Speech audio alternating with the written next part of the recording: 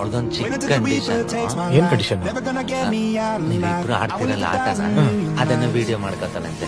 Video ತಾನೆ, ಬಿಡು. ನಮಗೂ ಸಾಕ್ಷಿ ಬೇಕಲ್ಲ. ವಿಡಿಯೋ ಮಾಡ್ಕೊಂಡು ಅವಳ ವೆಬ್ಸೈಟ್ ಅಲ್ಲಿ ಅವಳು ಹಾಕೋತಾಳಂತೆ. ಹಾಕೊಳ್ಳಿ ಬಿಡು, ನಮ್ಗೇನು.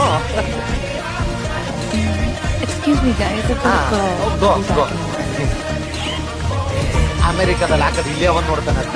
ಏಯ್, ಇಲ್ಲಿಯವ್ರೆ ಅಮೆರಿಕ ವಿಡಿಯೋ ಜಾಸ್ತಿ ನೋಡೋದು.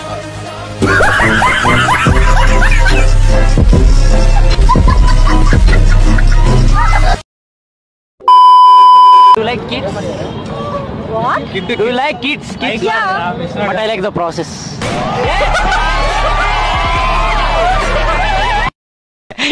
ಜೋಕೋ ಕತೆ ಹೇಳ್ತೀನಿ ಕೇಳಿ. ತಾತನ ಕಾಲದ್ದು ನಮ್ ತಾತ ಒಂದ್ ಕತೆ ಹೇಳ್ತಾ ಇದ್ದ. ಕತೆಯಲ್ಲಿ ಇಬ್ರು ಗಂಡ ಹೆಂಡತಿ ಇದ್ರಂತೆ. ಬೆಳಿಗ್ಗೆ ಗಂಡ ಆಫೀಸ್ಗೆ ಹೋಗ್ಬೇಕಾದ್ರೆ ಹೆಂಡತಿ ಪ್ರೀತಿಯಿಂದ ಪಾಯಸ ಮಾಡ್ಕೊಂತ ತಂದ್ಕೊಟ್ಲಂತೆ. ಗಂಡ ಪಾಯಸನ ಕುಡಿದ್ಬಿಟ್ಟು ಪಾಯಸದಲ್ಲಿ ಸ್ವೀಟೇ ಆಗಿಲ್ವಲ್ಲೇ ಅಂದ್ಬಿಟ್ಟು ಹೆಂಡತಿ ತುಟಿ ನೆಕ್ಕದ್ನಂತೆ. So sweet ಸಿಕ್ತಂತೆ.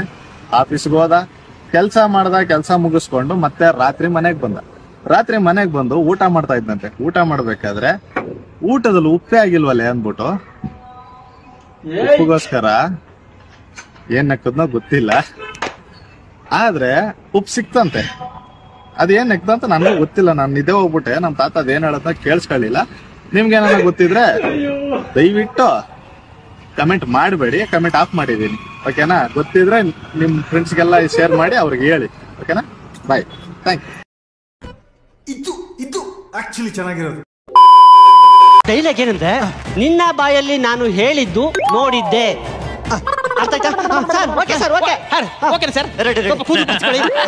ಅಲ್ಲಿ ಟಚ್ ಅಪ್ ಮಾಡ್ಕೋ, ಟಚ್ ಅಪ್. ಓಕೆ ಸರ್, ರೆಡಿನಾ?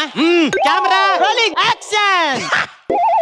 ನಿನ್ನ ಬಾಯಲ್ಲಿ ನಾ ಹೇಳಿದ್ದು ನೋಡಿದ್ದೆ.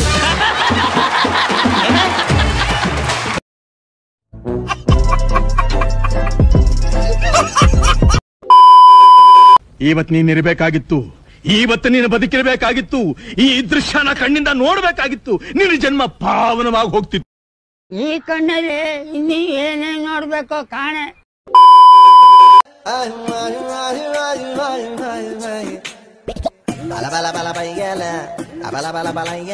ತುಂಡ ಹೈಕ್ಲ ಸಾವಾಸ ಮೂರೊತ್ತು ಉಪವಾಸ.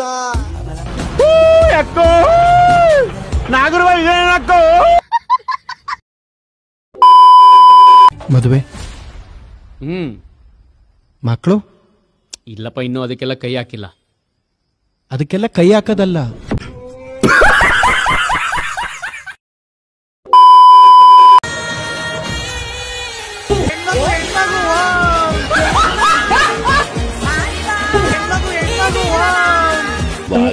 ವಾದಿದಿ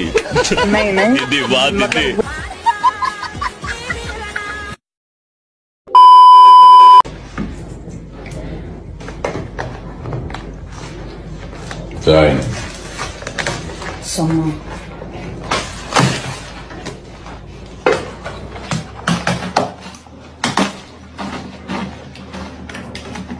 2 hours later.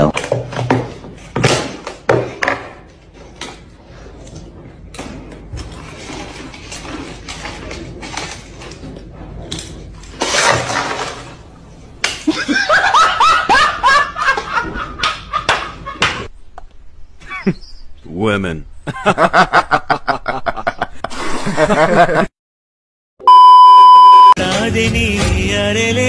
ಯಾರಮ್ಮ ಇವಳು? ಓ ಹೆಣ್ಮಗು ಹಾರಿ ಬಂದಳು.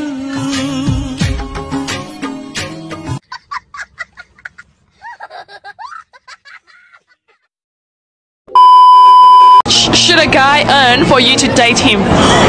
Over 500k, close to $1 million. If he doesn't, I'm not gonna say yes. Do you hear me? How much should the guy pay for the engagement ring? Over. ಉಸಿರು ಕಟ್ಬಿಟ್ಟು ಹೋಗ್ಬಿಟ್ಟು ಡುಮ್ಮಿ ಮುಂಡೆ. ಆಮೇಲೆ ನಮ್ಮನೆ ಬಾಂಡ್ ಪೇಪರ್ ನ ಅಡ ಇಟ್ಬಿಟ್ಟು ತಗೊಬಂದ್ರು ಬರೀ ನಿಂಗೆ ಬೋಂಡಾ ಬಜ್ಜಿ ಕೊಡಿಸ್ಬಿಟ್ಟು ಹೊಟ್ಟೆ ತುಂಬಸಕ್ಕಾಗಲ್ಲ ಬಿಟ್ಟು ನನ್ನ ಕೈಯಲ್ಲಿ. ಮದುವೆ ಎಲ್ಲ ದೂರದ ಮಾತು. ನಿನ್ನೊಂದು ಮದುವೆ ಆಗೋ ಬದಲು ಮೈಸೂರು ಮೃಗಾಲಯದಲ್ಲಿ ಒಂದು ಆನೆ ದತ್ತು ತಗೊಂಡು ಸಾಕ್ಬೋದು. ಡುಮ್ಮಿ ಮುಂಡೆ.